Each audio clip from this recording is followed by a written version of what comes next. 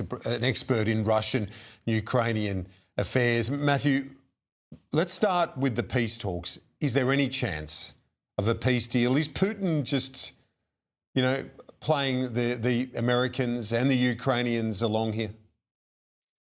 Look, Kieran, you'd have to be fairly sceptical, I think, that we're that much closer to a peace deal.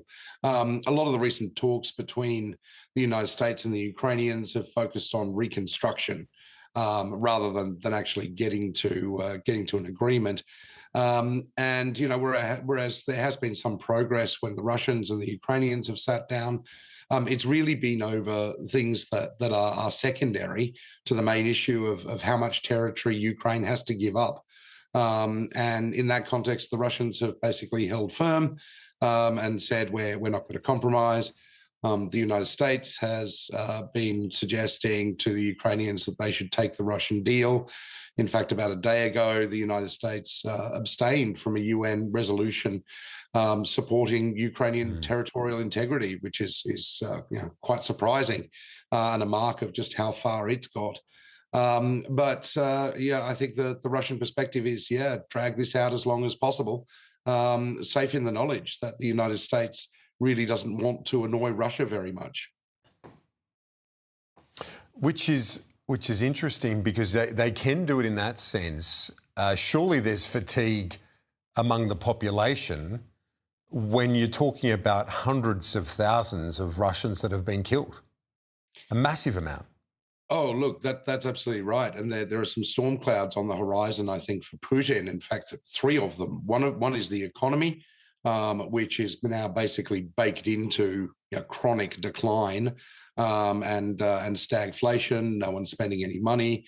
The second one is recruitment. For the first time now, the Ukrainians are basically sending home, wounded or dead, more Russians than can be replaced.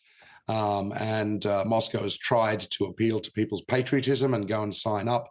It's tried to appeal to their hip pockets by saying, here's 3 million rubles, which is about $56,000 as a sign-on bonus. And that doesn't seem to be working. So Putin's recourse may well be a sort of more broad, conscription, mobilization. And the third thing I think that's a bit of a worry for Putin is that the ability of the United States to influence Ukraine is declining. And that's mainly because the United States doesn't provide any aid whatsoever to Ukraine anymore. And that slack is being picked up by the Europeans. So the United States' ability to bargain and to issue threats sometimes to the Ukrainians is perhaps less significant as it was when Trump first took office.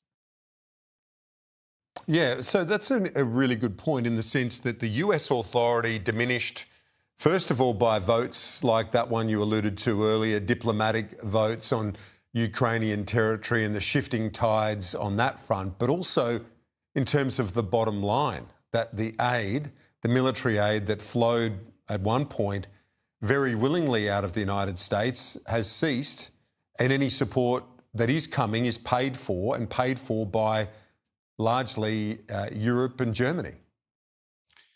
Yeah, that's absolutely right. I mean, now, if Trump wanted to force the issue, he could probably, suggest to the Europeans that they can't buy American hardware anymore. But that would fly in the face of what his administration has recently said, which is, we insist the Europeans buy more American hardware and they shouldn't buy their own. So the argument, therefore, gets kind of hard to make.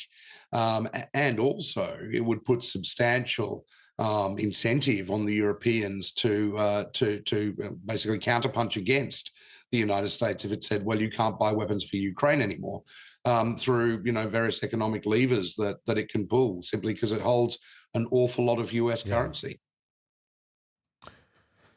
So finally, Matthew, is there a chance that Ukraine can still win this war, given those storm clouds you referred to earlier over Putin, whether it be the recruitment crisis, the economic dramas? Can they still win it? Is there a glimmer of hope for Kyiv that their resilience will be rewarded?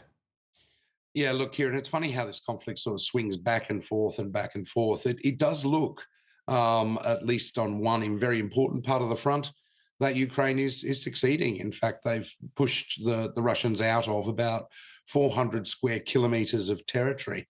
That's actually not a huge amount, but it's really significant given the momentum from the Russian army has been inexorably moving forward.